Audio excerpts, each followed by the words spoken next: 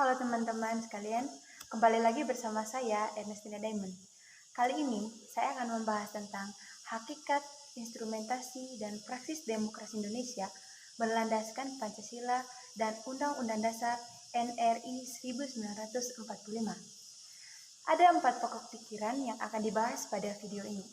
Tapi sebelum masuk ke pembahasan, jangan lupa like, comment, and subscribe ya teman-teman. Pokok pikiran yang pertama, yaitu definisi demokrasi, teori atau konsep singkat, dan selanjutnya definisi singkat demokrasi Pancasila. Apa itu demokrasi? Bicara soal demokrasi, pasti teman-teman semua pernah dengar saat menjelang pemilu, pesta demokrasi. Apa yang ada dalam pikiran teman-teman? Nah, secara etimologis atau arti kata, demokrasi berasal dari bahasa Yunani kuno, yakni demos dan kratos.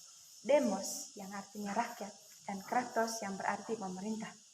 Secara abstrak, demokrasi merupakan sistem kehidupan di mana rakyat berpartisipasi dalam pemerintah melalui wakil yang dipilih pemerintah itu.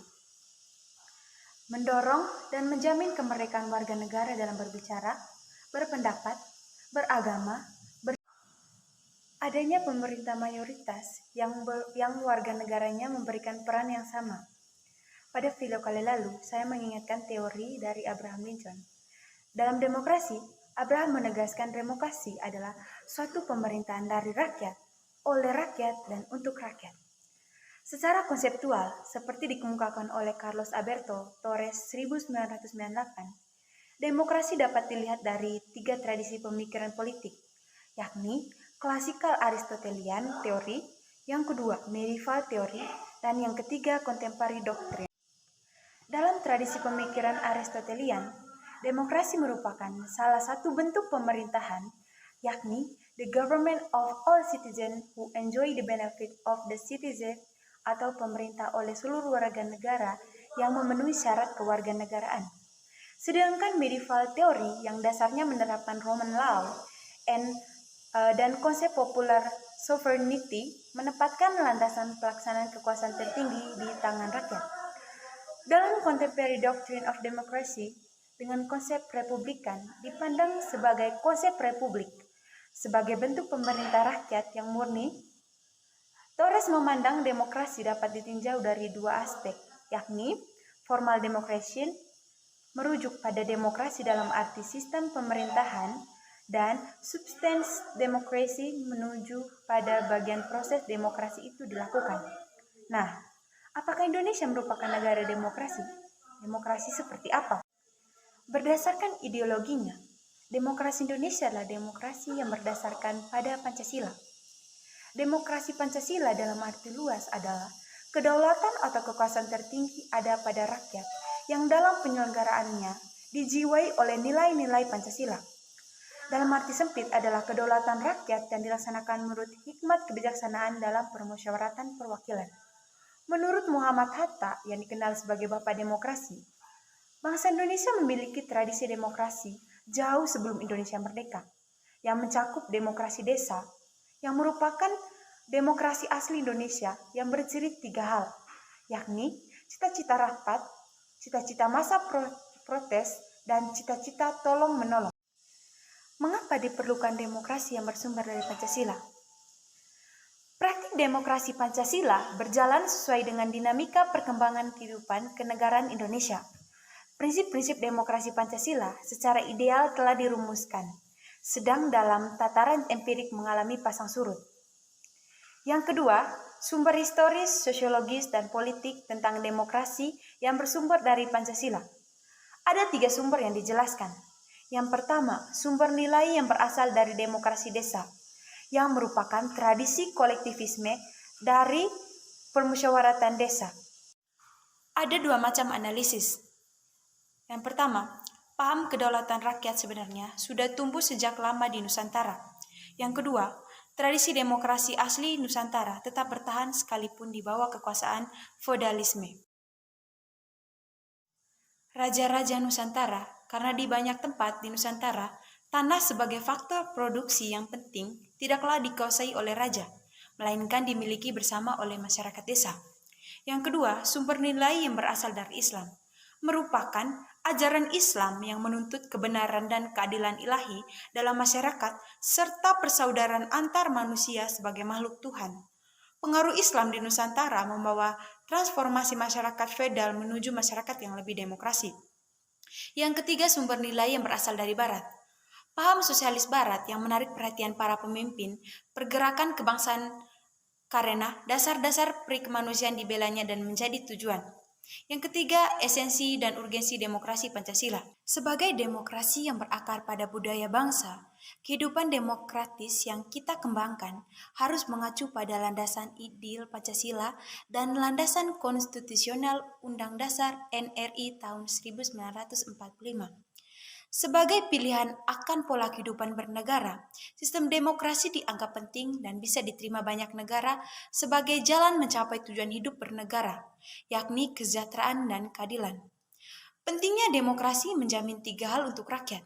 Yang pertama, partisipasi dalam pembuatan keputusan. Yang kedua, persamaan kedudukan di depan hukum. Dan yang ketiga, distribusi pendapat secara adil. 4. Membangun argumen tentang dinamika dan tantangan demokrasi yang bersumber dari Pancasila. 1. Majelis Permusyawaratan Rakyat atau MPR. Sebelum dilakukan perubahan, MPR merupakan lembaga tertinggi negara. Namun setelah perubahan itu, yaitu dari sistem vertikal, hierarkis dengan prinsip supremasi MPR menjadi sistem yang horizontal, fundamental, dengan prinsip careless and balance atau saling mengawasi dan mengimbang antara lembaga negara. Kewenangan baru bagi MPR yakni melantik presiden dan wakil presiden sesuai pasal 3 ayat 2 Undang-Undang Dasar 1945. Kewenangan lainnya diatur pada pasal 8 ayat 2 dan ayat 3 Undang-Undang Dasar 1945. Pasal tersebut mengatur tentang pengisian lowongan jabatan presiden dan wakil presiden secara bersama-sama atau bila mana wakil presiden berhalangan tetap. Yang kedua, DPR atau Dewan Perwakilan Rakyat. Dewan Perwakilan Rakyat menurut ketentuan pasal 20A ayat 1 Undang-Undang 1945 ada 3 fungsi DPR yakni fungsi legislasi, fungsi anggaran, dan fungsi pengawasan. Anggota DPR juga memiliki hak yakni mengajukan rancangan undang-undang, yang kedua mengajukan pertanyaan, menyampaikan usul dan pendapat, memilih dan dipilih membela diri, imunitas, dan protokoler, keuangan, dan administratif. Yang ketiga, Dewan Perwakilan Daerah. Sistem perwakilan di Indonesia merupakan sistem yang luas. Di samping aspirasi rakyat, Dewan Perwakilan Daerah sebagai lembaga perwakilan berdasarkan aspirasi rakyat. DPD juga sebagai lembaga penampung aspirasi daerah. Dinamika yang terjadi pada lembaga ini sangat mempengaruhi kehidupan demokrasi dan dinamika itu tidak diharapkan akan mendatangkan manfaat akan dinamisnya demokrasi Pancasila yang tengah melakukan konsolidasi menuju demokrasi yang matang. Tantangan demokrasi Pancasila yang dibahas merupakan tentang pemerintahan. Tantangan dari demokrasi yang berkaitan dengan rakyat dapat kita lihat dengan pola hidup yang kurang menghargai hak-hak minoritas dan sikap tidak jujur dalam proses pemilihan umum. Tidak adanya musyawarah untuk mufakat sehingga cenderung berlaku tidak adil. Di era sekarang ini, khususnya sejak tahun 1998, Indonesia mengalami fase-fase perkembangan pemikiran dan praktik demokrasi yang cukup pesat. Energi gerak dalam perkembangan mencari bentuk dan sistem demokrasi tersebut nampak dalam perubahan berbagai regulasi tentang pelaksanaan pemilihan umum dan berbagai derivasinya, seperti Undang-Undang tentang Partai Politik yang beberapa kali mengalami perubahan, yakni Undang-Undang Nomor 2 Tahun 1998, Undang-Undang Nomor 31 Tahun 2002, Undang-Undang Nomor 2 Tahun 2008, Undang-Undang Nomor 2 Tahun 2011, dan juga Undang-Undang tentang pemilihan anggota DPR, DPD, dan DPRD yang juga terus diperbarui seperti Undang-Undang Nomor 3 Tahun 1999, Undang-Undang Nomor 4 Tahun 2000, Undang-Undang Nomor 12 Tahun 2003, Undang-Undang Nomor 10 Tahun 2008, dan Undang-Undang Nomor 8. Ada beberapa solusi yang bisa ditawarkan untuk mengatasi masalah ini, yaitu dengan tidak melanggar peraturan ada dan peraturan dibuat bukan untuk dilanggar. Kedua, kaitan Pancasila dapat dimaknai dengan pengertian. Sila pertama adalah dasar, sila kedua merupakan Pancasila pertama, sila kedua merupakan wahana, sila keempat merupakan cara, dan sila kelima adalah tujuan.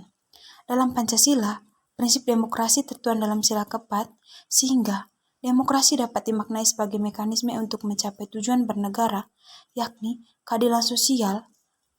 Jadi, diciptakannya Pancasila tidak dengan cara kaku dan Sekian dari dogmatis. saya, semoga video ini bermanfaat untuk teman-teman. Dan jangan lupa like, comment, and subscribe ya.